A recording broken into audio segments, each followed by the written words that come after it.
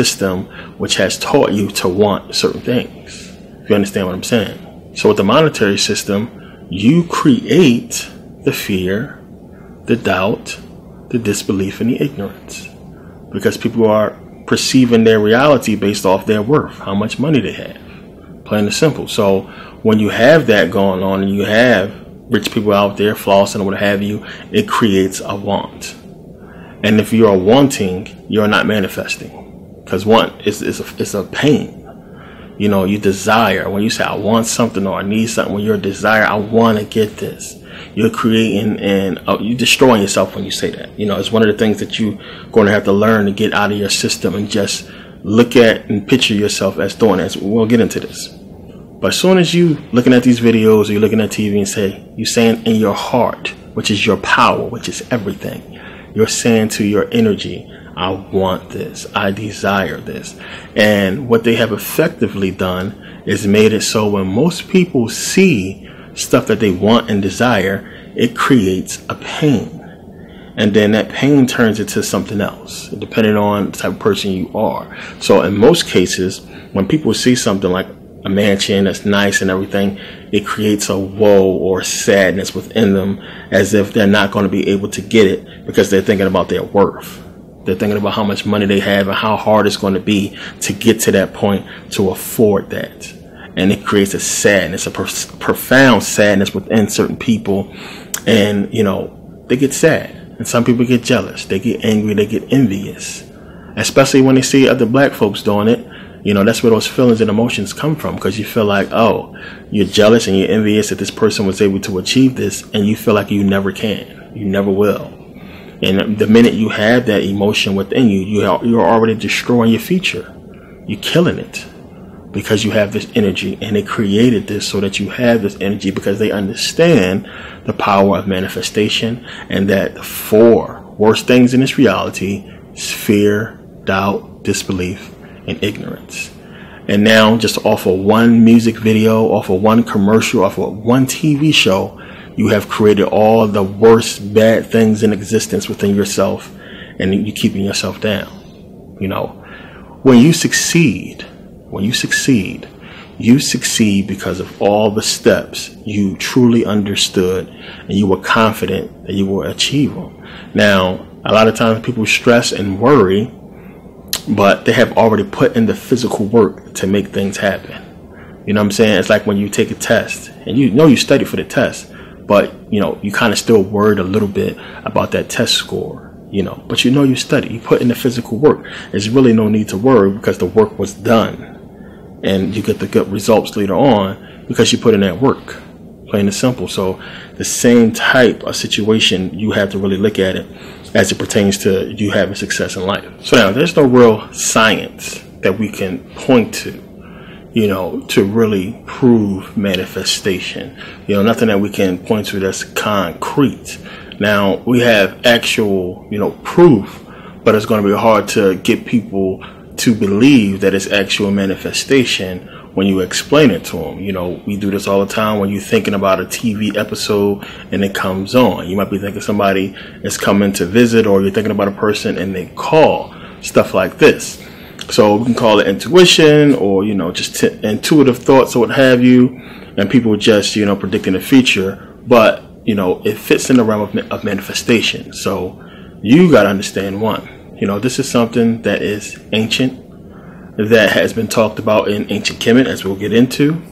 And, you know, you really got to grasp that, you know, manifestation is just something that we cannot ignore, and it's part of our purpose in being here. So it says here, there are traditions going back to the beginning of recorded human history which speak of the power of manifestation and the law of attraction. Manifestation is the ability of any human being to use certain techniques to manifest what he or she desires. The law of attraction, more accurately laws, that's important, we're going to get into this, are the principles which you can use to manifest your desires. There's nothing mysterious about this. Although the early teachings of manifestation try to hide their teachings in secrecy and mystery, and try to limit the knowledge for a select few who had undergone initiation rituals of one kind or another. The fact is, this knowledge is now and always has been available to everyone, or at least to those who care to look for it, and manifesting your desire is a healthy way to live. Now understand, the ancient Egyptians talked about manifestation through music. They talked about manifestation all the time.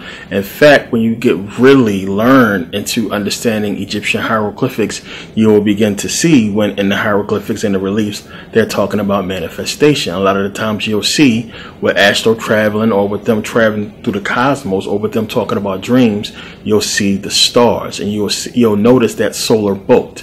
It's a lot of times when you have to look at these glyphs to understand when they're talking about manifestation and talking about using power, using the power of energy to manifest. It gets really deep. But, the Greeks got into it and they understood it. And this is one of the most deepest hidden things in the occult, is understanding manifestation, and that it's replete throughout the ancient world, especially in ancient Kemet. So, they gave us the Kabbalion. And we get the Kabbalion, which really is getting into manifestation. Now, it says here, one of the original accounts of how to turn thoughts into reality was the Kabbalion. I'm going to skip down here. The Kabbalion was written by an Egyptian sage called Hermes. And we know Hermes was an Egyptian sage. That's the Greek Hermes Trismegistus, copying off of Thoth. That's why these teachings are called Hermetic teachings. Like many others who have been interested in manifestation, Hermes tried to make sense of the principles behind this phenomenon by classifying and ordering what he thought was going on. And that's important. It says what he thought was going on. And understand, when you're getting into the Kabbalah, and it's just as coded as the Bible, they are not just going to put all these secrets in the book. So when you read in any of these esoteric books, you got to understand they coded. They code them all. And only a select few is really going to understand what it's actually talking about. Now, there's many of the release we see from ancient Kemet with them playing music. And you got to look at this and understand, when we see a lot of these rituals, we always have the playing of music. We could take that back to voodoo. And even in voodoo, when you see them manifesting the Loa, remember it's music playing. It's always music playing. They're beating on drums, the music gets intense, and they're summoning the Loa. This is manifestation. They're manifesting the energy they need to complete the task of the voodoo spell. And different Loas do different things. So it's different music that they're going to be playing to summon different Loa. So we see this not just in voodoo, but in ancient Kemet, where music is being used to manifest. Now we know the Kabbalion has like the 7 principles of manifestation. You have all these other things that you can read about when it comes to manifestation. That's talking about, there's different steps that you have to follow to properly manifest, or what have you. A lot of this stuff is spooky bullshit, and it's not really getting into the heart of, true manifestation, but giving you stuff, that they think you should follow. Some of the stuff is good and important, but not all of it. It's more to it. But, in a Kabbalion, you understand one of the main things is having faith. No doubting, no worrying, no wishing about the energy of manifestation, which is knowing. Plain and simple. And I say that to get you to understand that knowledge is everything. And when I say it, when you have the knowledge to do something, guess what? It gets done. Because there's no ignorance there. You have all the tools, the knowledge, the know-how to complete the task. So it's going to get done. Plain and simple. So you have confidence when you know the answers to the test. You go in there confidently, take the test. You know how to fight. You ain't scared to step in that ring. You know how to play basketball. You ain't scared to hoop. So on and so forth. Knowing is everything. The knowledge is power. It allows you to have the confidence that's going to allow you to basically manifest more to a clear victory, or a clear achievement of the goal that you're striving for. Plain and simple. So it's like we don't really understand sometimes how we put energy into a lot of stuff, just by understanding about it and being confident about it. So where we see this, well, one, you got to get to the part where we know they're copying from Kemet when it comes to manifestation or what have you. That's one thing. But since we know they copy from Kemet and we see things show up in the Bible, where will we see manifestation? And this is the biggest part right here. that a lot of people are just not going to get. And I'm going to break it down to help you understand it better. Plain and simple. When the Bible is talking about the Holy Spirit, it's talking about manifestation. It's just that simple. Whenever it's talking about the Spirit, Holy Spirit, it's talking about manifestation. That's one of the key codes of the occult that we understand and that we know. And people who deal with the occult and deal with any type of esoteric understanding of the Bible see that the Holy Spirit is clearly manifestation. It's not that hard when you really pay attention to certain verses. Now, the Bible is all about having faith. Faith in the Spirit, faith in Jesus, which is you. Faith in yourself, knowledge, knowing. Jesus equals knowledge, knowing. Plain and simple, if you get that, that is what the faith is about. Faith in you.